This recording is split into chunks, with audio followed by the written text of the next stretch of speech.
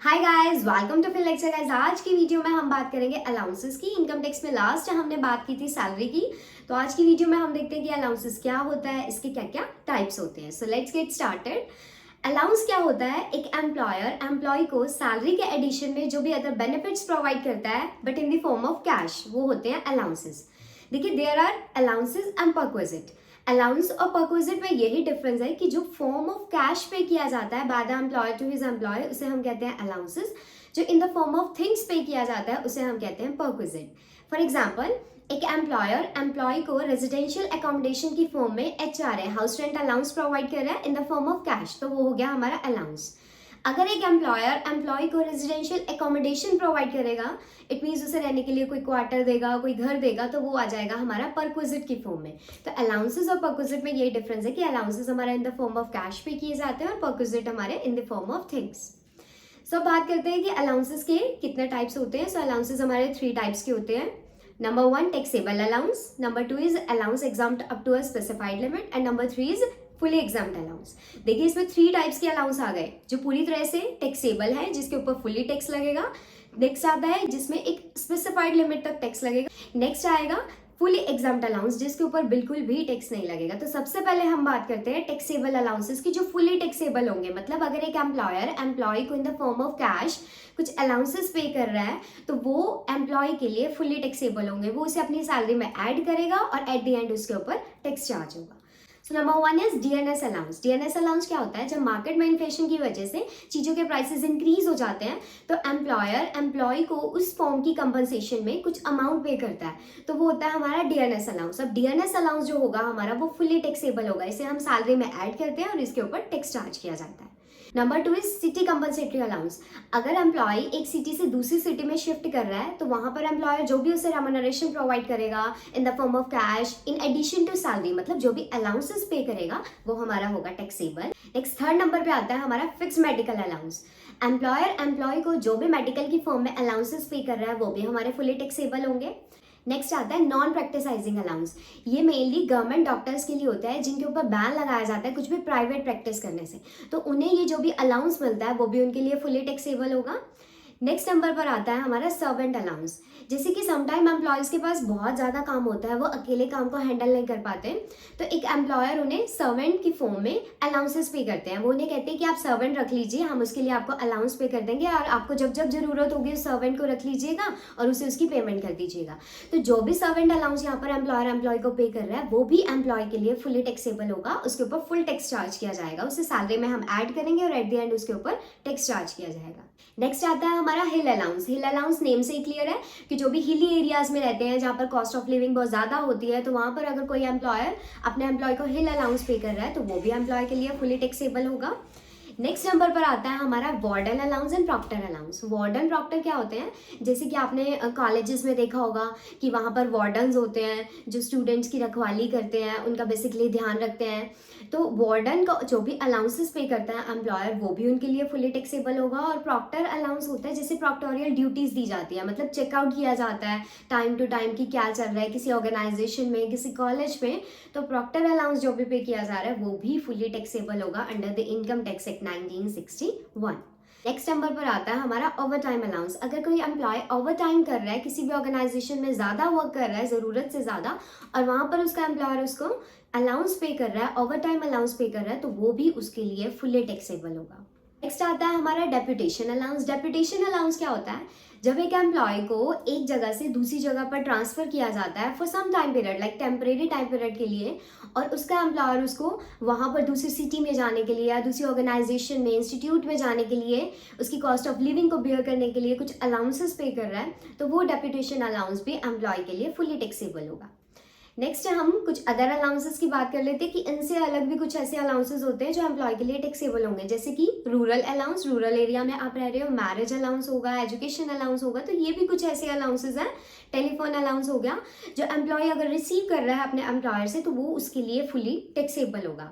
होता क्या है कि इनका जो भी अमाउंट होगा वो एम्प्लॉय अपनी सैलरी में ऐड करेगा in the form of allowances, वो उसे दिखाएगा और एट द एंड अगर उसकी सैलरी एग्जाम्पशन लिमिट से यानी कि 2,50,000 से ज्यादा होगी तो उसके ऊपर टैक्स चार्ज किया जाएगा। अगर उसकी सैलरी एग्जाम्पशन लिमिट से कम होगी, जैसे कि हमने पहले भी टैक्स लेवरेज की बात की है, तो वो उसके लिए फिर टैक्स एग्जाम्प्ट हो जाएगी। अब ये तो हो गए हमारे फुली टैक्सेबल अलाउंसेस। अब नेक्स्ट टाइप हम करते हैं that is allowances exempt up to a specified limit, कि कुछ लिमिट तक ये अलाउंसेस एग्जाम्प्ट होंगे, उसके बाद इसके ऊपर टैक्स चार्ज किया जाएगा। सो इसमें नंबर 1 आता है हमारा HRA, जो सबसे ज्यादा फेमस रहता है क्योंकि maximum time per employer employee को HRA पे करते हैं, उसका हाउस रेंट अलाउंस देते हैं। तो अब HRA क्या होता है? House rent allowance. होता क्या है बेसिकली ये, जब एक एम्प्लॉयर एम्प्लॉय को रेजिडेंशियल अकोमोडेशन की फॉर्म में कुछ अमाउंट पे कर रहा है, मतलब वो उसे घर या क्वार्टर नहीं दे रहा है रहने के लिए, बल्कि उसकी फॉर्म में उसे कुछ अमाउंट पे कर रहा है कि आप कहीं पर भी रहो, हम इसके बदले में आपको कुछ पेमेंट दे रहे हैं, तो वो होगा हमारा HRA, हाउस रेंट अलाउंस। अब हाउस रेंट अलाउंस एक स्पेसिफाइड लिमिट तक एग्जाम्प्ट होता है, उसके बाद ये टैक्सेबल होगा। इसके लिए 3 कंडीशंस हैं। तीनों कंडीशन में जो भी सबसे कम अमाउंट होगा वो हमारा टैक्स से एग्जाम्प्ट हो जाएगा, और जो एक्चुअल में एम्प्लॉय HRA रिसीव कर रहा है एम्प्लॉयर से, उसमें से हम एग्जाम्पशन लिमिट को माइनस कर देंगे, बाकी जो हमारा अमाउंट बचेगा वो होगा टैक्सेबल अमाउंट। इसको मैं अभी आपको एक एग्जाम्पल से भी क्लियर कर देती हूँ, पहले हम इसकी कंडीशंस को देख लेते हैं। So number 1 condition is house rent allowance actually received by the assessee. देखिए, असेसी मतलब एम्प्लॉय जो भी HRA रिसीव कर रहा है एम्प्लॉयर से, तो वो होगी हमारी फर्स्ट कंडीशन। नंबर 1 पर हम उसे लिखेंगे जो भी उसका अमाउंट होगा। नंबर 2 पर आती है excess of rent paid by assessee over 10% of salary. इसको मैं सिंपल सा करके बताती हूँ कि कैसे हमने लिखना है। जितना भी एम्प्लॉय रेंट पे कर रहा है, जहां पर भी वो रह रहा है उसका, उसमें से हम माइनस कर देंगे उसकी सैलरी का 10%। मतलब जितना भी रेंट पे किया जा रहा है, फॉर एग्जाम्पल एम्प्लॉय रेंट पे कर रहा है पर मंथ 3,000 रुपीज, तो एनुअल कितना हो गया? 3,000 मल्टीप्लाई 12 दैट इज 36,000। अब उसमें से इसकी salary for example 3 lakh per annum है, तो हम 3 लाख का 10% निकालेंगे दैट इज 30,000। तो हम 36,000 में से 30,000 माइनस कर देंगे, तो हमारे पास सेकेंड कंडीशन में अमाउंट आ जाएगा दैट इज 6,000 रुपीज। ओके, अब नेक्स्ट थर्ड कंडीशन की बात करते हैं। थर्ड कंडीशन देखिए, अगर एम्प्लॉय मुंबई, कोलकाता, दिल्ली और चेन्नई इन 4 सिटीज में रहता है तो हम सैलरी का 50% कंसीडर करेंगे। अगर वो इन सिटीज में नहीं रहता, इससे किसी अदर सिटी में रहता है, इसको छोड़ के किसी अदर एरिया में रहता है, तो वहां पर हम सैलरी का 40% कंसीडर करेंगे। मतलब अगर वो इन 4 सिटीज में रह रहा है, Mumbai, Delhi, Kolkata and Chennai, in 4 cities में रहने पर सैलरी का 50% लेंगे थर्ड कंडीशन में। अगर वो इन सिटीज में नहीं रहता तो हम सैलरी का 40% कंसीडर करके चलेंगे। अब हमारे पास 3 कंडीशन आ गई। नंबर 1, जितना भी HRA रिसीव कर रहा है एम्प्लॉय। नंबर 2, जितना भी वो रेंट पे कर रहा है उसमें से हम उसकी सैलरी का 10% डिडक्ट कर देंगे। नंबर 3, अगर वो इन 4 सिटीज में रहता है तो 50% हम सैलरी का यहाँ पर लेकर चलेंगे। अब हमने अमाउंट लेना है यहाँ पर, तो मतलब salary for example 3 lakh rupees per annum थी, तो 3 लाख रुपीज का हम 50% लेंगे दैट इज 1,50,000। अगर वो इन 4 सिटीज में नहीं रहता तो 3 लाख का 40% लेंगे दैट इज 1,20,000। अब इन तीनों कंडीशन में से जो भी सबसे कम अमाउंट होगा वो टैक्स से एग्जाम्प्ट हो जाएगा। अब टैक्स से एग्जाम्प्ट होने के बाद जो उसने HRA रिसीव किया था, जो हमने फर्स्ट कंडीशन में अमाउंट लिखा था, उसमें से हम एग्जाम्प्शन लिमिट को माइनस कर देंगे, तो हमारा टैक्स आ जाएगा कि कितना हमें टैक्स पे करना है। वो टैक्स हमारा 0 भी हो सकता है और वो कुछ अमाउंट में भी आ सकता है जो एक एम्प्लॉय को पे करना पड़ सकता है। अब हम इसको एक एग्जाम्पल से कर लेते हैं। फॉर एग्जाम्पल एक पर्सन है मिस्टर ए, वो सैलरी रिसीव कर रहे हैं पर मंथ 18,000 रुपीज, HRA वो रिसीव कर रहे हैं 2,100 रुपीज और रेंट वो पे कर रहे हैं पर मंथ 1,500 रुपीज। अब हम इनकी एग्जाम्पशन लिमिट निकाल लेते हैं और इनका टैक्स निकाल लेते हैं। सो सबसे फर्स्ट कंडीशन क्या थी? HRA received. अब कितना HRA रिसीव कर रहे हैं? 2,100। हम इसको ऐसे भी कर सकते हैं, इसको हम मंथली निकाल सकते हैं और एट द एंड हम इसे 12 से मल्टीप्लाई कर देंगे। या हम इसे ऐसे भी कर सकते हैं कि जो भी पर मंथ हमें अमाउंट गिवन है उसको हम यहीं पर 12 से मल्टीप्लाई कर दें और लास्ट में जो भी अमाउंट आएगा वो सैलरी में ऐड हो जाएगा और उसके ऊपर टैक्स चार्ज होगा। तो यहाँ पर अभी हम मंथली कंसीडर करके चल रहे हैं, लास्ट में हम इसे 12 से मल्टीप्लाई कर देंगे। HRA पर्सन ने रिसीव किया है 2,100 पर मंथ, तो एज इट इज हम इसे लिख देंगे। नेक्स्ट हमने क्या निकालना था? Rent paid minus 10% of salary. तो रेंट कितना पे किया जा रहा है पर मंथ? 1,500।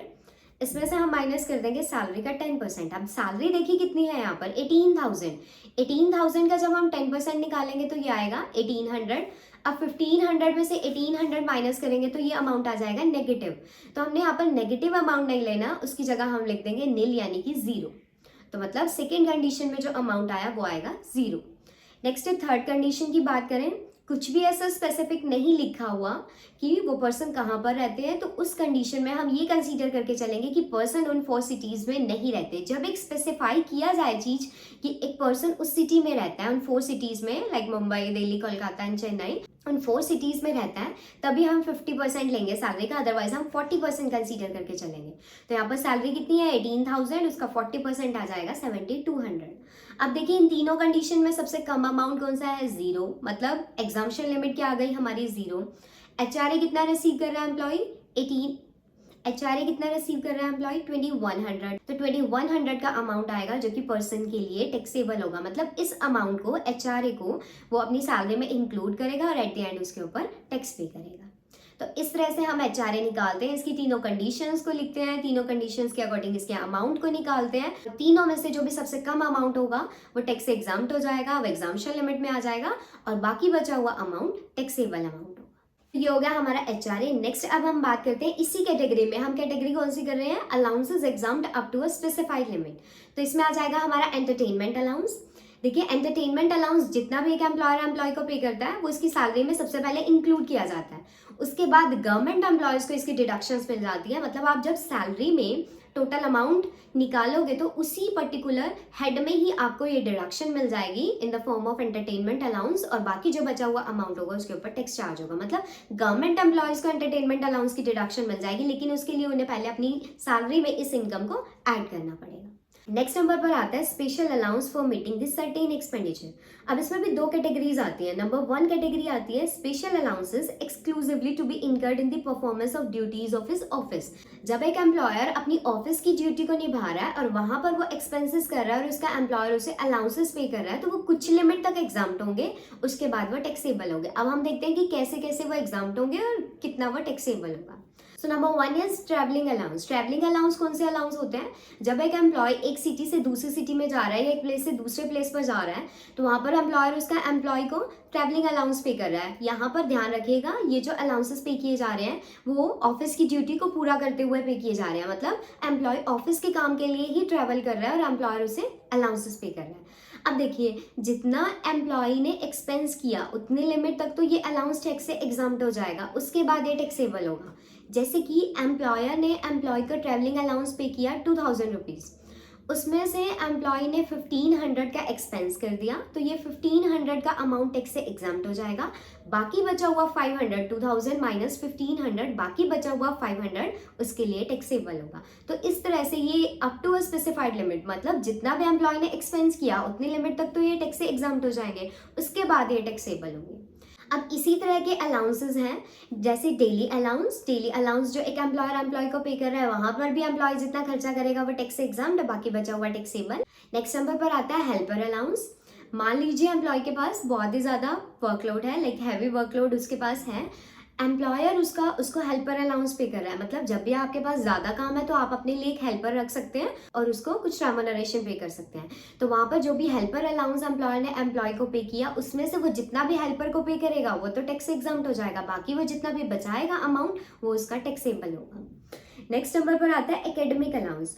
एकेडमिक अलाउंस क्या होता है, एम्प्लॉय जब रिसर्च वर्क करता है, लेकिन वो रिसर्च वर्क कर रहा है ऑर्गेनाइजेशन के लिए, इंस्टीट्यूट के लिए, तो जब वो रिसर्च वर्क करता है लाइक एकेडमिक, स्टैटिस्टिकल या प्रोफेशनल एनकरेजमेंट करता है, लेकिन ऑर्गेनाइजेशन के लिए, इंस्टीट्यूट के लिए, तो वहां पर भी जितना भी उसका एक्सपेंडिचर होगा वो टैक्स से एग्जाम्प्ट हो जाएगा, और जितना भी वो अमाउंट बचा लेगा जो भी उसके एम्प्लॉयर ने अलाउंसेस के फॉर्म में उसे पे किया उसमें से, तो वो उसके लिए टैक्सेबल होगा। नेक्स्ट नंबर पर आता है यूनिफॉर्म अलाउंस। अब कुछ ऑर्गेनाइजेशन में, इंस्टीट्यूट्स में यूनिफॉर्म होती है।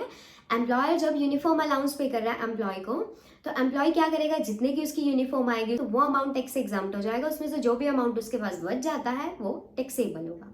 तो ये हो गए हमारे special allowances to be incurred in the performance of duties of his office. ये तो उसकी ऑफिस की ड्यूटी को पूरा करते हुए जो भी अलाउंसेस एम्प्लॉयर उसको पे कर रहा है।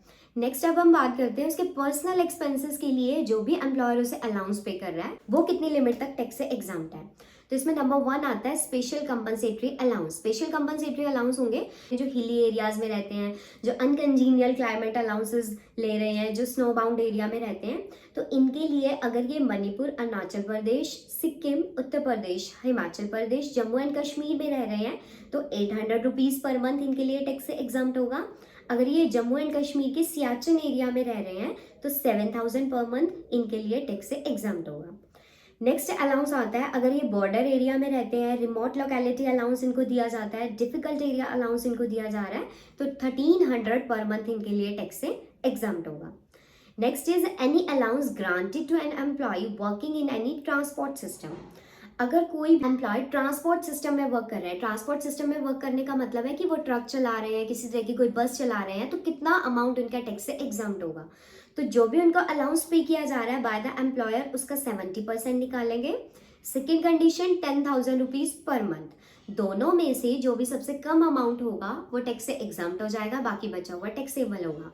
दोबारा से देख लो, 70% of the allowance, for example 1 lakh उन्हें अलाउंस की फॉर्म में पे किया जा रहा है तो उसका 70% हम निकालेंगे 70,000 रुपीज़, और 10,000 पर मंथ, इसको अगर हम एनुअली निकालते हैं तो 1,20,000। तो 70,000 और 1,20,000 दोनों में से कम अमाउंट कौन सा है? 70,000। तो ये हमारा टैक्स से एग्जाम्प्ट हो जाएगा और बाकी जो भी अलाउंस बचेगा वो टैक्सेबल होगा। नेक्स्ट आता है चिल्ड्रन एजुकेशन अलाउंस। अब चिल्ड्रन एजुकेशन अलाउंस इंडिया में एग्जाम्प्ट है 100 rupees per month per child up to a maximum of 2 children. मतलब 2 चिल्ड्रन की मैक्सिमम एग्जाम्पशन मिलेगी। 1 चाइल्ड के लिए ये एग्जाम्पशन है 100 rupees per month. 100 rupees per month है तो एनुअली कितना हो गया? 1200 रुपीज़। तो 1200 रुपीज़ पर चाइल्ड के लिए एग्जाम्प्ट है। अगर हम 2 चिल्ड्रन की बात करें तो 2400 2 चिल्ड्रन के लिए मैक्सिमम एक पर्सन एग्जाम्पशन क्लेम कर सकता है चिल्ड्रन एजुकेशन अलाउंस की फॉर्म में। नेक्स्ट नंबर पर आता है चिल्ड्रन हॉस्टल अलाउंस। एजुकेशन में ये 100 रुपीज़ पर मंथ टैक्स से एग्जाम्प्ट है और हॉस्टल की फॉर्म में ये 300 रुपीज़ पर मंथ टैक्स से एग्जाम्प्ट है। मतलब 300 मल्टीप्लाई 12 3600 हो गया, और यहाँ पर भी मैक्सिमम 2 चिल्ड्रन की एग्जाम्पशन मिलेगी। इट मीन्स 3600 मल्टीप्लाई 2 7200 की यहाँ पर मैक्सिमम एग्जाम्पशन एक पर्सन क्लेम कर सकता है। नेक्स्ट नंबर पर आता है ट्रांसपोर्ट अलाउंस। अगर कोई पर्सन ब्लाइंड है, डीफ है, डम है या हैंडीकैप्ड है तो उनको अगर ट्रांसपोर्ट अलाउंस पे किया जा रहा है तो वो 3200 पर मंथ तक एग्जाम्प्ट होगा। इतनी उनकी एग्जाम्पशन लिमिट है, उसके बाद ये टैक्सेबल होगा 3200 पर मंथ। ध्यान रखिएगा, कहीं पर ये अमाउंट पर मंथ होगा, कहीं पर ये अमाउंट एनुअली होगा, तो आपको ध्यान रखना होगा कि कहाँ पर ये पर मंथ है और इसे हमें 12 से मल्टीप्लाई करके एनुअली निकालना है, क्योंकि टैक्स जो हमारा होता है या अमाउंट जो हमारे होते हैं वो एनुअली निकाले जाते हैं। 1 साल के बाद ही हम टैक्स पे करते हैं, तो सारे अमाउंट को हम एनुअली पहले कैलकुलेट करते हैं, उसके बाद उसकी डिडक्शंस देखी जाती हैं, एग्जाम्पशंस देखी जाती हैं, रिबेट, वो सब माइनस करने के बाद लास्ट में जो भी अमाउंट बचेगा फिर ये देखेंगे कि वो एग्जाम्पशन लिमिट में है या एग्जाम्पशन लिमिट से बाहर है, मतलब 2,50,000 तक है या उससे अबव है। अबव होने पर हम उसके ऊपर टैक्स की पेमेंट करेंगे। तो ये हो गई हमारी second category, that is special allowances exempt up to a specified limit. Third number पर आता है हमारा फुली एग्जाम्प्टेड अलाउंस, मतलब जिसके ऊपर बिल्कुल भी टैक्स नहीं लगेगा, जो फुली एग्जाम्प्ट है टैक्स से। Number 1 is foreign allowance. कोई भी अगर फॉरेन अलाउंस पे किया जाता है किसी भी इंडियन सिटीजन को तो वो भी टैक्स से एग्जाम्प्ट है। Number 2 is allowances to high court और सुप्रीम कोर्ट जजेस। सुप्रीम कोर्ट और हाई कोर्ट के जजेस को जो भी अलाउंस पे किए जा रहे हैं वो भी टैक्स से एग्जाम्प्ट होंगे, उनके ऊपर उन्हें कोई भी टैक्स पे नहीं करना। जो भी वो अलाउंस रिसीव करेंगे वो इसे सैलरी में इंक्लूड नहीं करेंगे।